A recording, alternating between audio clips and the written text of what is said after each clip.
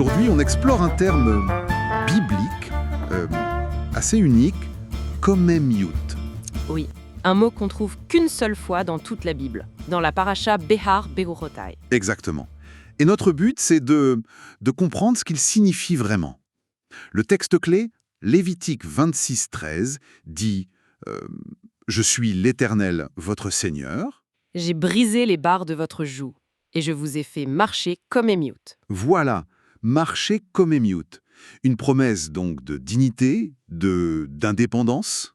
Alors, allons-y. Bon, pour commencer, on a Rachi. Lui, il est souvent très concret. Oui, très direct. Il traduit ça comment déjà? Simplement, la tête haute, ou le buste droit. D'accord. Une image simple. On passe de l'esclavage, le dos courbé, à la liberté, la tête droite. C'est ça, fini la posture de soumission. C'est justement le refus de ça, c'est dire non. C'est fort comme contraste. Mais j'imagine qu'il y a des lectures plus profondes que juste la posture physique. Absolument. Et là, Rabbi Neftali Zvi Yehuda Berlin, le native, il apporte une métaphore vraiment saisissante. Laquelle? Il compare Israël à un bœuf. Un bœuf qui est tellement habitué à porter un joug Oui. que même quand on lui enlève, eh bien, il garde la tête basse, par habitude, par réflexe. Ah oui, on imagine bien la scène. Le poids fantôme, en quelque sorte. Exactement, c'est une libération physique, mais la tête, elle, reste baissée.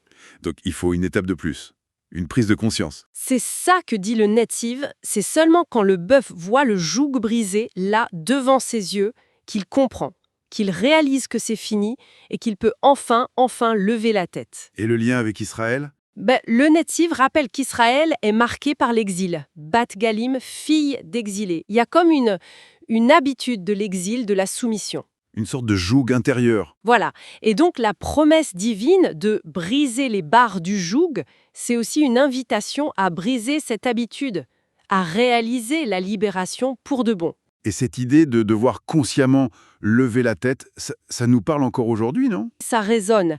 Mais est-ce que c'est juste une question de fierté, d'être le peuple élu, ou est-ce lié à ce combat contre l'habitude de baisser la tête comme le bœuf? C'est une bonne question. Je pense que c'est plus complexe. Si on regarde la racine du mot, koum, ça veut dire se lever. D'accord. Mais à la forme intensive, le PL, cette forme qui intensifie l'action, Oui. ça devient se révolter, se rebeller contre l'injustice. Ah, intéressant. Se lever contre quelque chose. Exactement. Et l'exemple type, c'est Moïse. Il se lève contre Pharaon, oui, mais c'est parce que, avant ça, il s'est levé pour défendre un Hébreu, puis les filles de Yitro. Il y a un lien. Donc, comme Émiout, marcher droit, ça vient de la libération, mais ça découle aussi de cet engagement pour la justice. C'est une dignité qu'on affirme en agissant. C'est tout à fait ça. Ce n'est pas passif. C'est une posture active. Mais alors, comment on distingue cette dignité, cette fierté légitime, de l'orgueil? L'orgueil que les textes condamnent si souvent. Très bonne remarque. Les sources font bien la différence.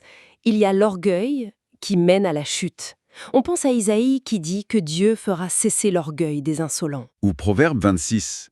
L'orgueil précède la ruine. Oui. Voilà. Et face à ça, il y a ce qu'on appelle Géon Yaakov, la magnificence de Jacob.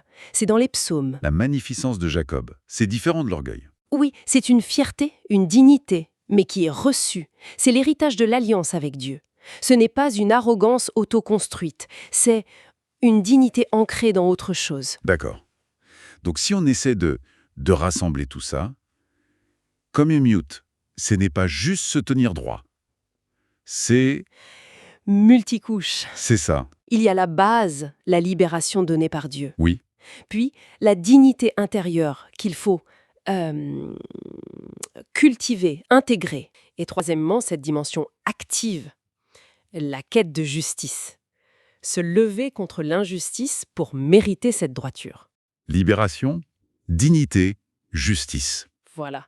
Et ça nous laisse avec une question pour la réflexion, peut-être. Je t'écoute. Comment est-ce qu'on gère aujourd'hui encore cette tension entre le souvenir nécessaire de la fragilité, de l'oppression passée, cette tête du bœuf qui a du mal à se relever, et cet appel constant à komemiut, à se tenir droit avec dignité, mais aussi avec justice. Maintenir cet équilibre, c'est sans doute un défi permanent, une question qui reste ouverte.